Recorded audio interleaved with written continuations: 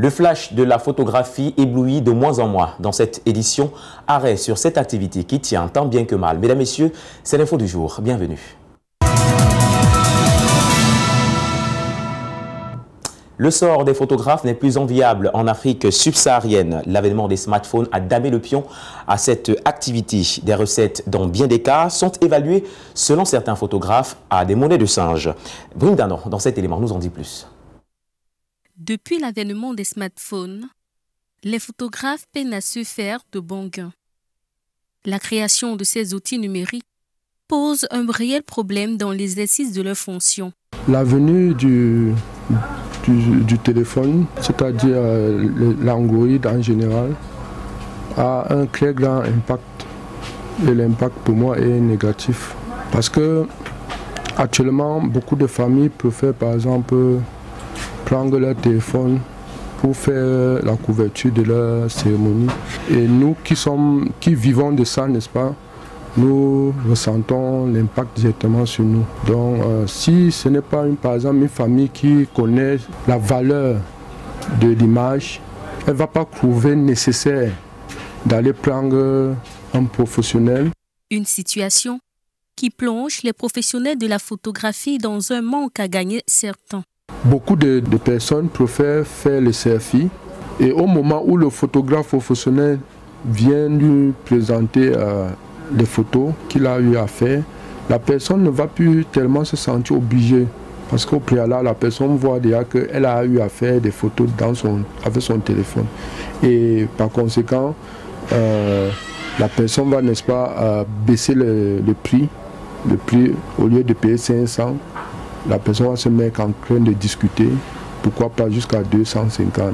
Malgré le fait que la photographie soit aujourd'hui moins sollicitée que les smartphones, elle demeure l'outil par excellence pour une prise d'image de qualité. C'est une réalité que ne peuvent démonter la plupart des gens. Le besoin des services dans un studio photo remonte pour la plupart à très longtemps. La faute, on ne le dira jamais assez, au smartphone doté de la fonction de prise de vue. Colin Bekatal. Le constat est donc là, ils sont de moins en moins dans les métropoles africaines, ceux qui sollicitent des studios photo. La raison est connue comme d'une seule voix, c'est la ruée vers les smartphones. D'abord parce que ces derniers sont dotés de cette option. Depuis que j'ai mon appareil, j'ai mon téléphone, je ne vais plus dans les studios photo. Pourquoi? Parce que mon téléphone, ça me suffit. Ensuite, parce que les résolutions sont facilement transférables et peuvent être mieux protégées. On se filme, avec le temps, les photos se dégradent, alors que quand c'est dans le téléphone, c'est en sécurité. Que j'ai pris peut-être il y a peut-être 5 ans. Dernièrement, j'ai fouillé ça, je suis allé dans mon ancien compte de Facebook et puis j'ai retrouvé ma photo. Heureusement pour les professionnels de la photographie, les smartphones ne répondent pas à tous les besoins de ce domaine. Bon, une fois aussi, je suis allée pour jouer à la loterie américaine. Voilà, parce qu'il fallait que les photos sortent bien, je suis allée pour jouer, c'est tout. Sinon, maintenant, s'il y a les shootings photos, ça peut pas être pareil, mais bon. Quand tu pars faire un shooting photo, c'est quand tu as un anniversaire, un événement spécial. L'avancement de la technologie revêt donc beaucoup de vertus, aux dépens, malheureusement, de beaucoup de fois. Icône de la photographie africaine, mais combien mal connue en Afrique, Michel Kameni, aujourd'hui décédé, a laissé une empreinte indélébile de ses œuvres célébrées en hexagone. Celui qui a contribué à immortaliser l'histoire de l'indépendance du Cameroun a été révélé par une providence sur les traces de l'artiste Colin Bekatal. Une fois de plus, nous y conduit. Michel Kameni et la photographie. Combien sont-ils des Africains qui comprennent le lien entre ces deux notions? Très peu certainement, tant il aurait, tout comme ses œuvres, été oublié sans le passage providentiel du photographe européen Benjamin Hoffman. J'avais réalisé un documentaire au Cameroun il y a 4 ans et j'étais invité à Yaoundé pour une projection de ce film.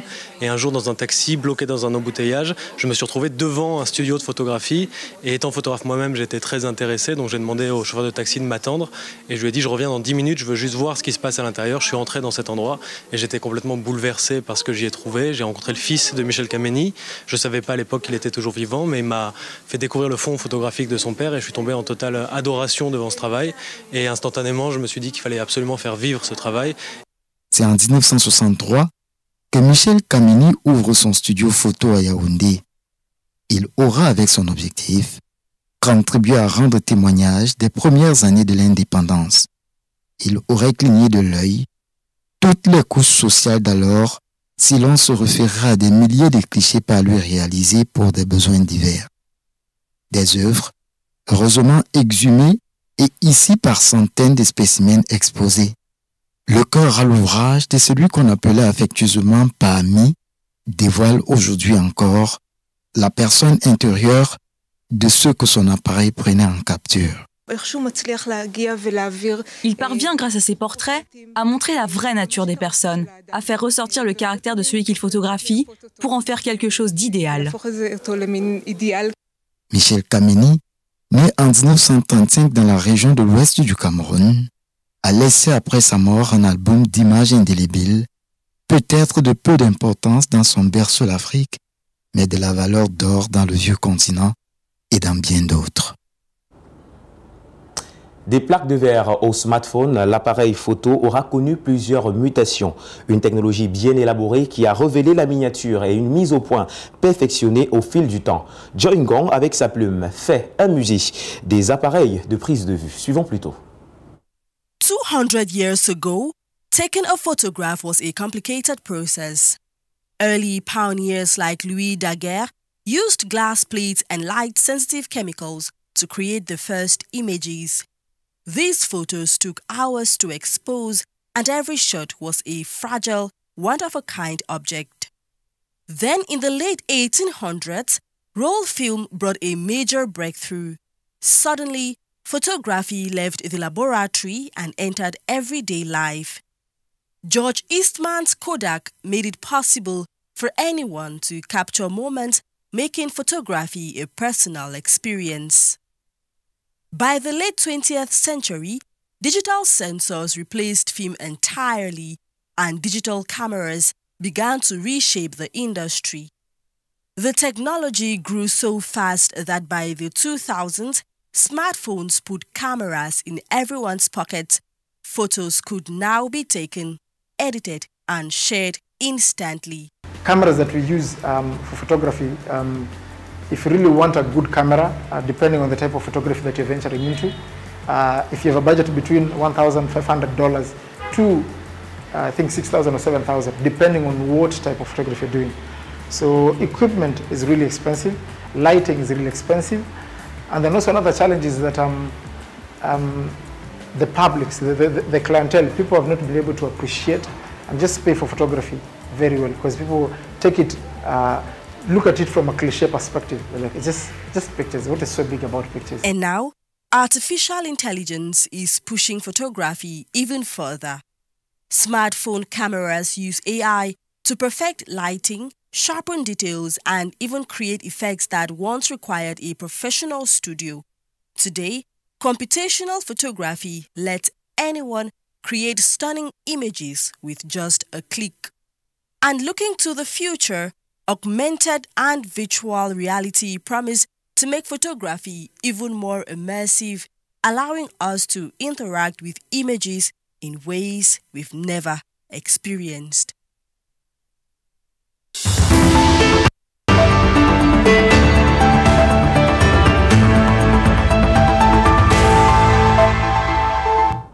Dans le bonus de l'info, mesdames, messieurs, le président de la République démocratique du Congo, Félix-Antoine Tshisekedi Tshilombo, a reçu en audience son homologue Yoweri Museveni de l'Ouganda.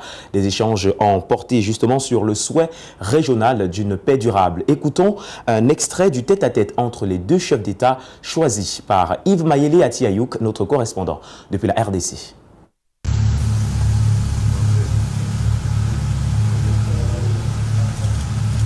Je vous remercie également pour les discussions que nous avons eues ce jour. For the good discussions we have held today. Des discussions très enrichissantes et très prometteuses. Very useful discussions that promise a lot. Qui ont tourné essentiellement autour du processus de paix, cette paix que nous voulons pour notre turn around the issue of peace. Peace which we all like to have. cette paix que nous voulons pour notre région. Je repars avec l'espoir que ce que nous nous sommes dit va se concrétiser et je compte sur vous, sur votre sagesse pour que tout ce que nous nous sommes dit se réalise. What we have talked amongst ourselves shall be done. The 3 points. Les 3 points principaux sont: number 1, the security between the bilateral security issues between Uganda and DRC. Premièrement, les questions de la sécurité bilatérale entre l'Ouganda et le RDC. Secondly, deuxièmement, security of the region. La sécurité de la région. Thirdly, troisièmement, the issue of petroleum in Lake Albert. La question du pétrole dans le lac Albert. And then 4, quatrièmement, the infrastructure. L'infrastructure. Especially the Kasindi. Surtout Kasindi, Beni. La route de Kasindi, Beni. Tembo Road. La route de Kasindi, Tembo. And eventually, at some stage, the Bunagana, Ruchuru, Goma Road. Et pourquoi pas, plus tard, Bunagana, Ruchuru, cette route aussi. Chaque moment mérite d'être immortalisé. Mesdames et messieurs, c'est la fin de cette édition. L'info du jour sur Global LTV. Merci de l'avoir suivi. Restez scotchés sur nos antennes. Les programmes se bousculent. Bonsoir.